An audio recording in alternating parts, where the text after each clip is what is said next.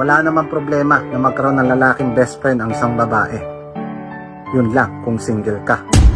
Dahil kung ako, pinapasok mo sa buhay mo bilang nobyo mo, kung ano man yung magandang bagay na nagagawa o nabibigay ng best friend mo, hindi niya na trabaho yun.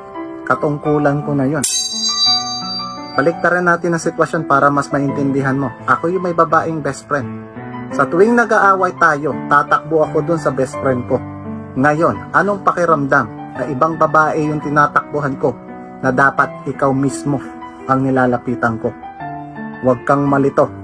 Iba ang nobyo sa best friend 2.0. Sabi ng iba, baka lang daw sobrang siloso. Hindi sa pagiging siloso yun. Ang tawag doon, respeto. Respeto sa batas pang lalaki na aming sinusunod.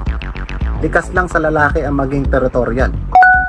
Bilang isang lalaki, sa sariling bakurang ko, isa lang ang pwedeng maging aso dyan. At ako yun. Kaya walang pwesto o puwang yung best friend mo sa bakurang ko. Ang ibang babae naman ginagawang dahilan na mas nauna at mas mahaba niya nang nakilala yung best friend kesa sa boyfriend.